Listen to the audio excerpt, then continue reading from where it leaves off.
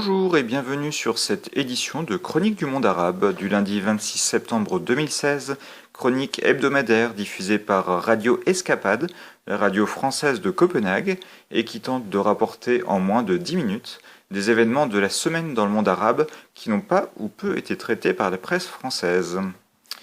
L'actualité cette semaine était marquée par les élections législatives en Jordanie, où 4 millions d'électeurs étaient appelés aux urnes pour choisir 130 représentants, dans un parlement au pouvoir toutefois limité dans la Constitution.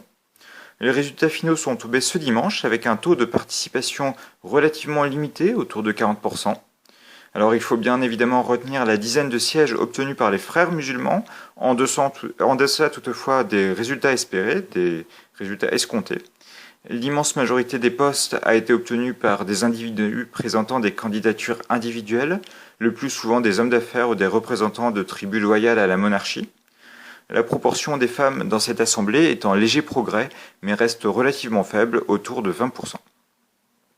La Jordanie, qui restreignait cette semaine, au même titre que le Qatar, les importations de fraises venant d'Égypte, des fraises égyptiennes traitées et surgelées auraient en effet provoqué 120 cas d'hépatite C aux États-Unis.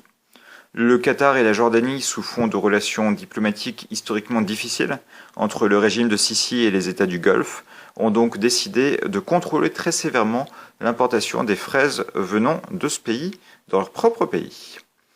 Dans le Golfe, toujours, Dubaï communiquait cette semaine autour de son projet Dubai Desert Flower, prévoyant la construction d'ici 2 ans de la plus grande ville durable jamais réalisée au nord du pays, à Rouaya. La ville, construite en forme de fleurs, pourra accueillir 160 000 personnes, contiendrait 700 hectares d'espaces verts, 65 000 hectares de panneaux solaires et serait en pointe sur le traitement des eaux usées ou encore sur l'enseignement du numérique. Il s'agit évidemment largement d'une opération de communication pour un émirat souhaitant mettre en avant l'image d'une certaine modernité à l'international. Mais l'actualité du monde arabe cette semaine se déroulait également au Maghreb, où le Royaume du Maroc a officialisé un tournant diplomatique majeur en demandant une réintégration dans l'Union africaine, l'Union d'États africains qui avait été créée dans les années 1960 et que le Maroc avait quitté en 1984 pour protester contre l'attitude de certains pays, comme l'Algérie ou l'Afrique du Sud, ou encore le Nigeria, qui soutenaient alors activement le Front Polisario au Sahara occidental. La diplomatie marocaine a sans doute constaté que la politique de la chaise vide avait été improductive ces 30 dernières années et tentera sans doute d'influencer de l'intérieur les membres de l'Union africaine. Le Maroc d'ailleurs, dont la frontière terrestre avec l'Algérie est fermée depuis une vingtaine d'années en raison de différends diplomatiques, dont celui que le Maroc avait imposé aux Algériens de posséder des visas pour rester vivre dans le territoire. L'Algérie, qui a opéré d'ailleurs cette semaine un autre tournant, cette fois sur le plan économique, avec l'annonce de la privatisation des 6 principales banques du pays, ce qui était une demande du FMI depuis de nombreuses années. Alors il faut savoir qu'en Algérie, le système bancaire appartient à l'État, qui refusait jusqu'à présent de le céder à des intérêts étrangers. Officiellement, cette mesure proviendrait de la baisse des prix du pétrole, dans un pays où le secteur de l'énergie représente environ 60% du PIB.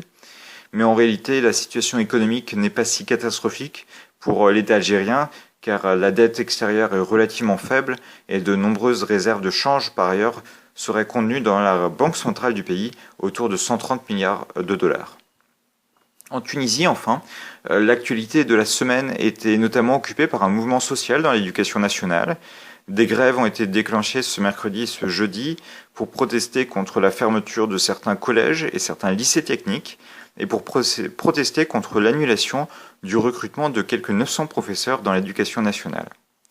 Voilà, c'était tout pour cette semaine. Cette chronique prenait appui sur des articles parus dans la semaine dans les journaux El Hayat, El Safir, El Sharq Al-Awsat, El Arab, El Quds et El Maghreb.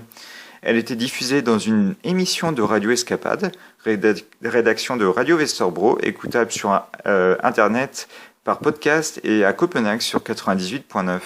Merci pour votre écoute et à la semaine prochaine.